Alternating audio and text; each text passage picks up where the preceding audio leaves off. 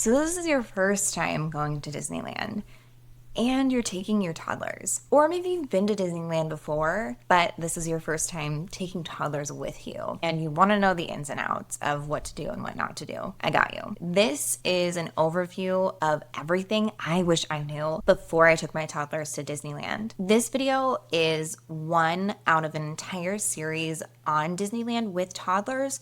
So throughout these videos, I've been asking for questions in the comments. So I'm going to be going over those comments in this video as well and doing a Q&A. But first, if you're new, hi, welcome to Jetstream Adventures. When my husband and I started dating, we really bonded over our love of travel. But once we added kids into the mix, things got a lot more challenging. I created this channel to share everything that we have learned and take you along the way. So hit subscribe and stick around, give this video a like, and comment below any questions you have about Disneyland. I do read and respond to every comment. And while this series on YouTube and podcasts right now is specifically on Disneyland, I am talking all tips Disney parks and cruises on Instagram and TikTok. So be sure to follow Jetstream Adventures there as well. And now let's get back to what I wish I knew before we took our toddlers to Disneyland. If this will be your first time going to a Disney park, or you've been to Disney parks as a kid or without kids, and now you're trying to take your kids to Disney for the first time, what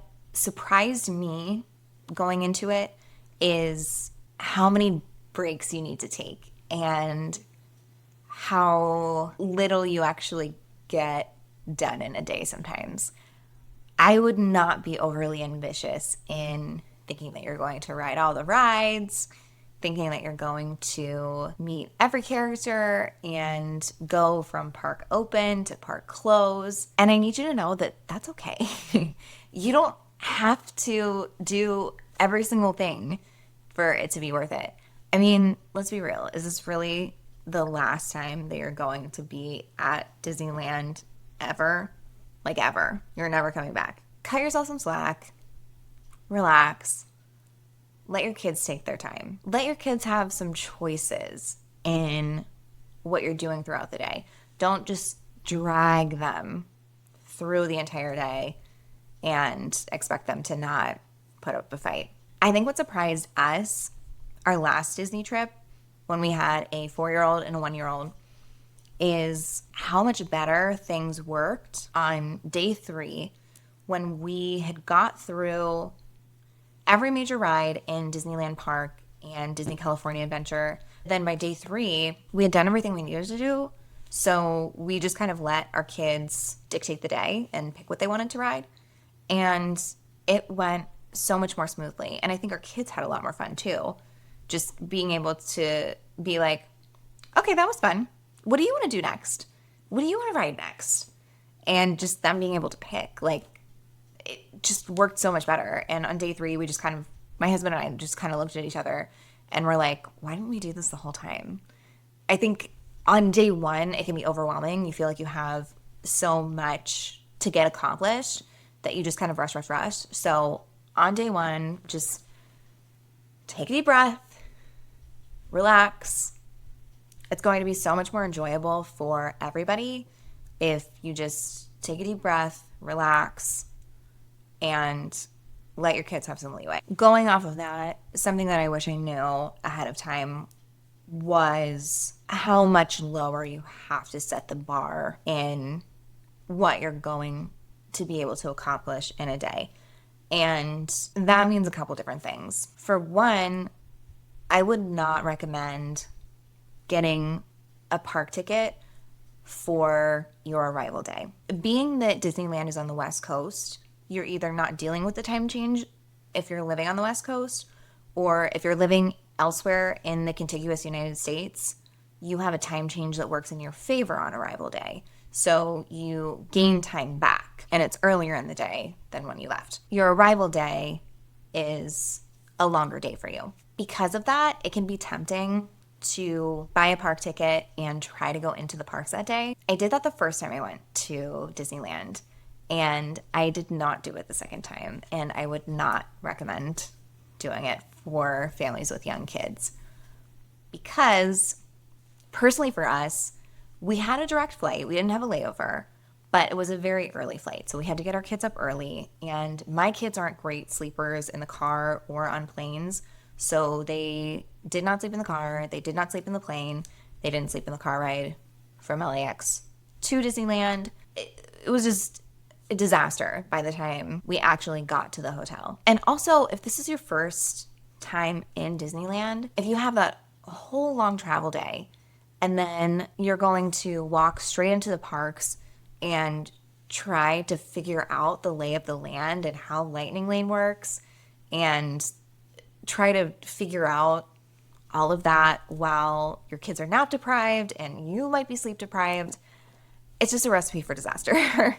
It's a lot easier and less stressful to just take the first day to unpack, hang out in the hotel, check out downtown Disney, hang out by the pool, relax, get set up, get ready for the park day so you can get up early the next morning and head into the parks. I also would not recommend doing an entire park day in the parks with little kids. Personally, for us, that looks like getting up at park open and staying until dinner and then leaving right after dinner. We have not made it in the parks after sunset since before I've had kids. My kids have not seen darkness in Disney parks. And that's okay for us. You have to pick and choose what you want to do in the day. If you really want to go to a nighttime show, you can make it happen, but I would recommend doing just the morning in the parks, taking some time in the hotel in the afternoon to really relax, try to get them to nap, or maybe spend some time in the pool, burn off some energy, and then head back into the parks after dinner. I remember growing up, we would go to the parks from like open to close, and they at some point had crazy hours that it was like the park would open back up from like midnight to 2 a.m. But that was when I was a teenager. You know, when you're older, you can do those things. But with young kids, it's really, really hard to do that long of a day. I know there are people that do it. You know your child best.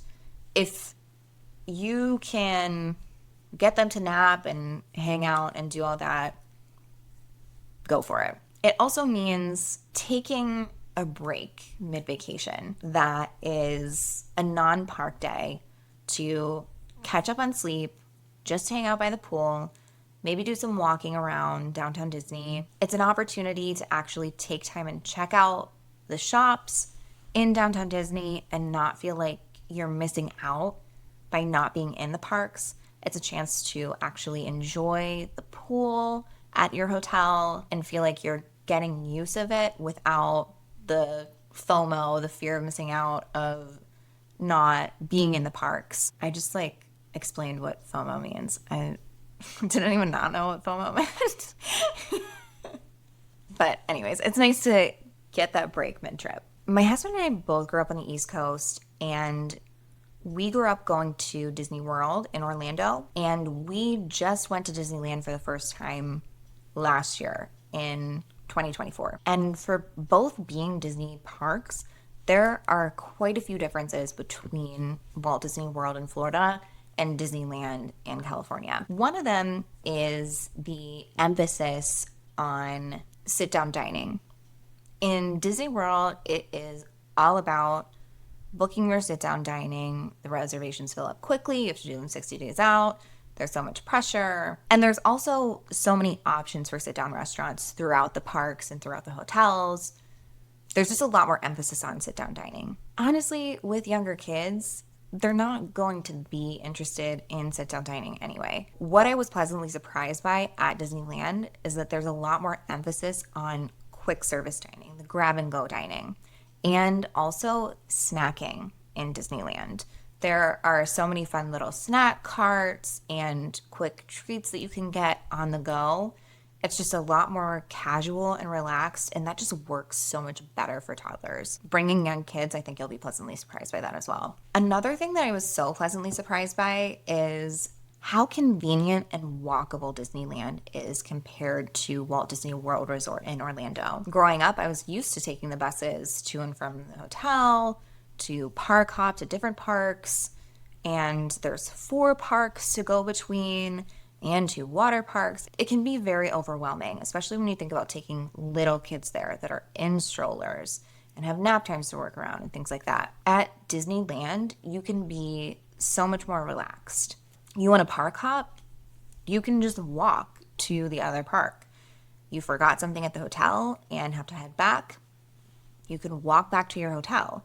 It's just so much more laid back and easier to navigate logistically than Walt Disney World. Structurally, I just think that Disneyland really favors younger kids. One thing that took me aback going to Disneyland, having only been to Disney World, is how much more emphasis there is on the importance of getting into the parks early. Disney World definitely has a lot of locals that go there, but Disneyland especially has a lot of locals and a lot of people that will go on weeknights, like go in after work or after school and on the weekends. So it's a lot more important to get into the parks early and ride as much as you can early in the morning. In Walt Disney World, because you have more tourists, you get this kind of lull in the afternoon where people go back to their hotels in the afternoon. So there's this lull before dinner that you can kind of get some things accomplished if it works out with your kid's nap schedule. But that does not exist in Disneyland. It just gets more crowded and more crowded as the day goes on. So if you're looking at line times, the earlier in the day, that's probably the shortest the line is going to be. It's just going to get worse as the day goes on. If you're booking lightning lanes, you may look at a line and see like, okay, the return time for this lightning lane isn't too bad. I'll wait a little bit to book it. And then an hour later, look back to see that it's completely booked out for the day. If you don't know what I'm talking about with lightning lanes, I have an entire video that explains how lightning lanes work, so I'll link that up here. But that's one thing that threw me off going to Disneyland versus Disney World. Okay, now let's take some time to answer questions that I've gotten throughout this series on Disneyland with toddlers. I have responded to these questions in the comments, so if you leave a question on this video, I will respond to it, but just kind of sharing with the class, because I'm sure if one person asks it, another person is thinking it. One question I got was where I got these canvases. I have it linked in the description below. I ordered digital files on Etsy and then had them printed at Walgreens. And you can't, here, I can try to shift up so you can fully see. It's kind of subtle, but the top up here with the seashell is Moana, middle is Tiana, top up here is Mulan, and then you have Ariel, Rapunzel, and Snow White. So I like that it was like a little subtle nod to the Disney princesses without being super obnoxious. So yeah, that's where I got this from. I have the link below. Okay, someone asked about any secrets on when or how to get a discount on Disney hotels. Couple different approaches to this. Disney does offer discounts and package deals. Those tend to hit closer to the date. So like 2 or 3 months out, you will start to see discounts offered. Those tend to be for lower crowd times of the year, like January through March, late summer, early fall. But keep in mind, those are lower crowd times for a reason. January through March is going to be your coldest time of year for Anaheim. It's not unbearable, but it's going to be a little chillier. You're going to have to wear layers. And late summer to early fall is going to be start of school season. So if you have kids who are in school, are in preschool, you might not want to pull them out. That was actually an issue that I ran into with my kids just recently. We took them on the Disney Treasure in the second week of September. And I just didn't realize how jarring it would be to pull them out of school after 2 weeks and then put them back in. So that's something that you'll want to consider. I feel like hotel prices are just one piece of the puzzle when it comes to budgeting for travel and how to save on travel. And we have done a lot of like zooming out and thinking bigger picture with those type of things. So if you're interested in me making a video on that, let me know, because I feel like there could be an entire video on that. But specifically on saving on hotel, look for discounts. Another person asked about the walkability of the Grand Californian versus Disneyland Hotel in Pixar Place. Why I love Grand Californian as opposed to those other two hotels is that there is a direct entrance from Grand Californian into Disney California Adventure Park. So you walk right from the hotel directly into Disney California Adventure Park. For Disneyland Park, you have a direct entrance into Downtown Disney. So you walk into Downtown Disney, and it actually spits you out right at the Starbucks in Downtown Disney, which takes mobile order. So as a mom needing caffeine, that has been very helpful for me. But you walk right into Downtown Disney, in the middle of Downtown Disney. I timed it, I think it's like 5 minutes to get from middle of Downtown Disney into Disneyland Park. Disneyland Hotel is located on the far side of Downtown Disney. So to get to either park, you have to walk through the entirety of Downtown Disney, which is a long vertical strip of shops, to get to either Disneyland Park or Disney California Adventure. Pixar Pier does have its own private entrance to Disney California Adventure Park in Pixar Pier. You have the convenience for Disney California Adventure, but to get to Disneyland Park, you have to walk up the sidewalk through the entirety of Downtown Disney and into Disneyland Park, or go in through Disney California Adventure Park and up. So you have some convenience for one park, but it's the worst for Disneyland. Personally, for me, I think there's a big difference in staying in Grand Californian versus the other two hotels. And then it's even further when you look at non-Disney branded hotels. They're technically walkable, but consider that you're going to be pushing a stroller, possibly carrying a diaper bag, maybe even carrying a toddler who refuses to sit in their stroller. These are all things that you're going to be wanting to think about.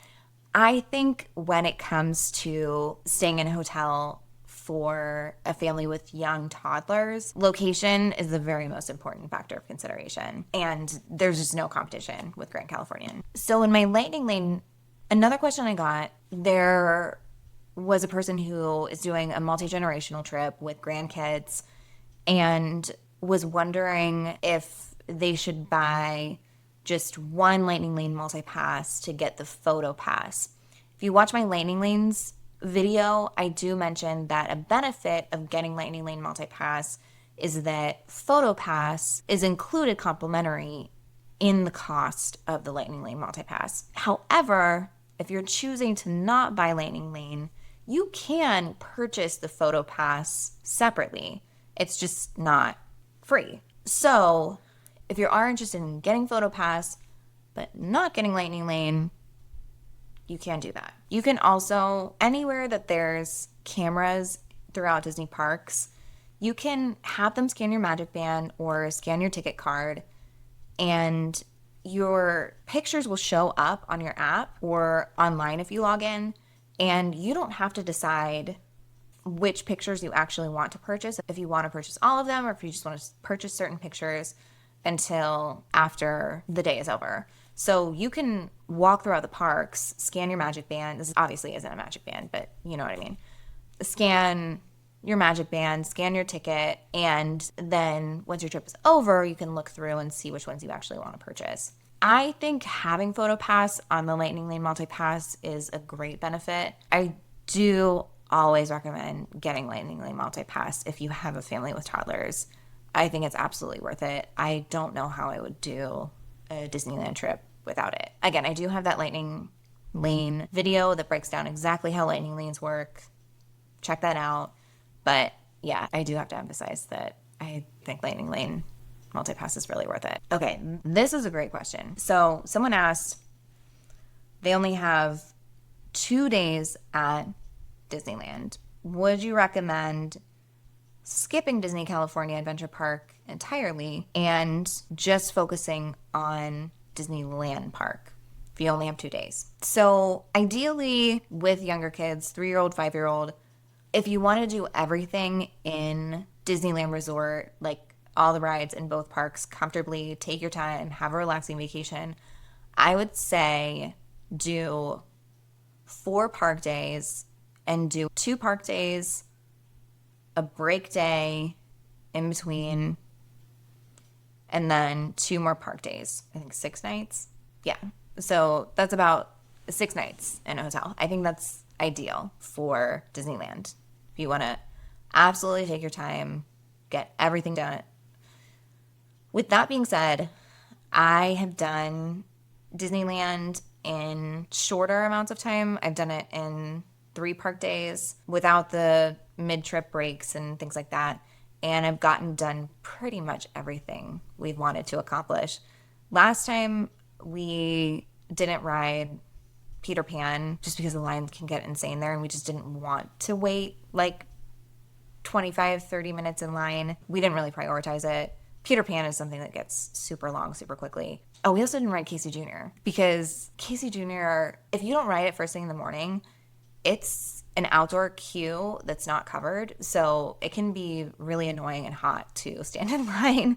So if it's like more than 5-10 minutes, I would not recommend waiting in line for that.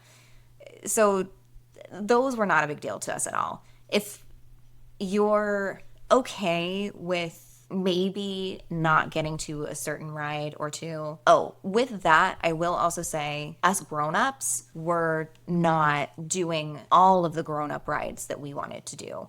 My husband rode Space Mountain. I rode Tiana. We each rode Indiana Jones, and we each rode Incredicoaster. So neither of us rode Guardians of the Galaxy. Neither of us rode Rise of the Resistance. He did ride Smuggler's Run with my 4-year-old. And there were a couple of rides that we were able to just take our 4-year-old on. So I'd say if you did 3 park days, you would probably get through most things. Now, if you're in a situation where you have only 2 park days, there's kind of 2 ways you could take it.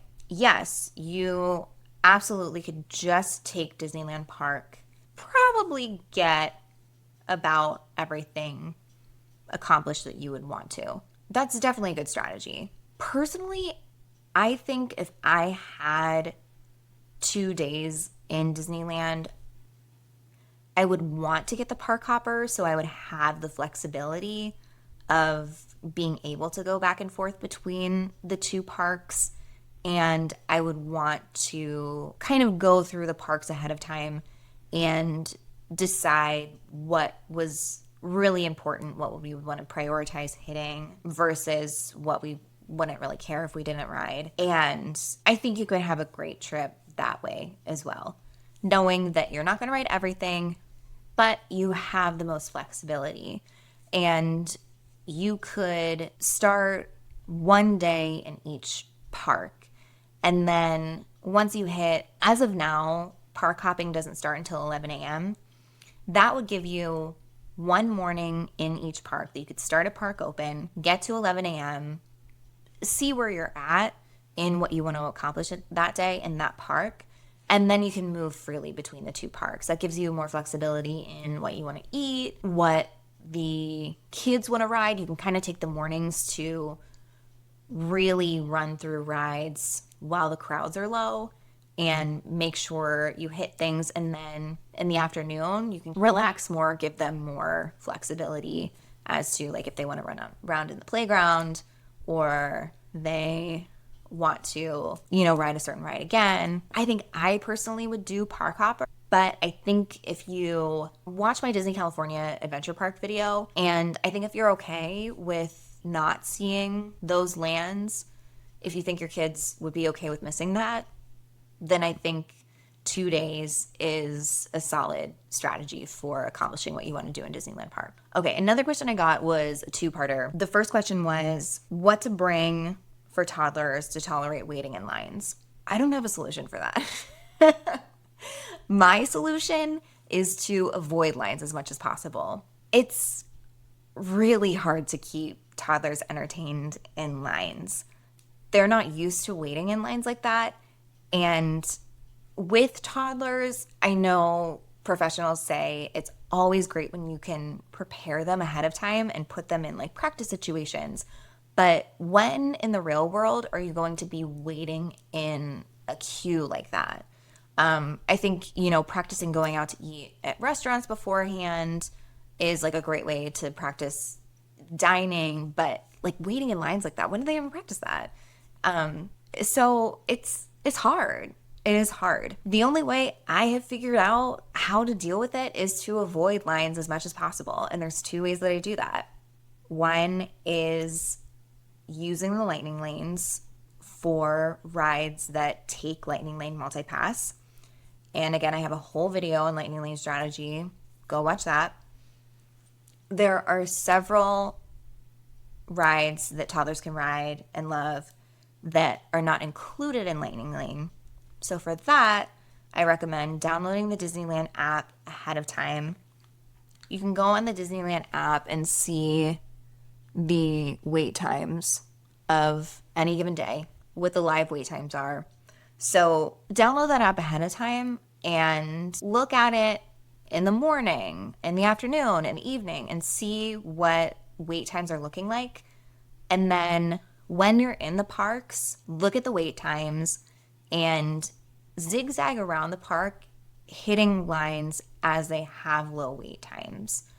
Don't just like start in Adventureland and then hit every line next to it.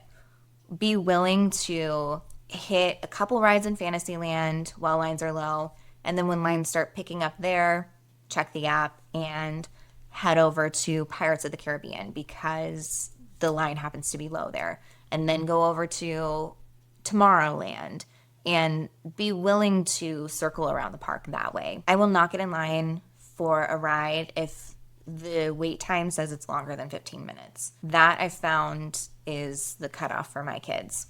And that is absolutely doable if you get Lightning Lane for the rides that have Lightning Lane, and then you use the app to be strategic about where you're going in the parks. And then the second question in this comment was, how do you help toddlers stay under control when one parent is doing ride or switch and the other is waiting with the kids? So the first, I think, is be selective of what you really want to do in riding rides. My husband and I don't ride every roller coaster on our Disneyland trips. That's just not the priority. But we do ride what we want to ride. And what we find works best for us is to try to do ride or switch in the afternoon when our kids are hopefully napping and get things knocked out while they're sleeping. So you're getting multiple things accomplished. If my kids are not sleeping, ride or switch is a great time for like an ice cream break or a snack break. But that wraps up everything I wish I knew before I took my toddlers to Disneyland. If you're not already, hit subscribe, give this video a like. This is the last video in the Disneyland series. I'm posting a quick overview video next of Disneyland with Toddlers. But after that, I'm getting into a series on the Disney Treasure. So if you have any questions about the Disney Treasure or Disney cruising in general, leave a comment below so I know what to film about. And if you're not already, give Jetstream Adventures a follow on Instagram and TikTok, where I talk about all things Disney parks and cruises all throughout the week. Thanks for watching, and I will see you in the next video. Bye.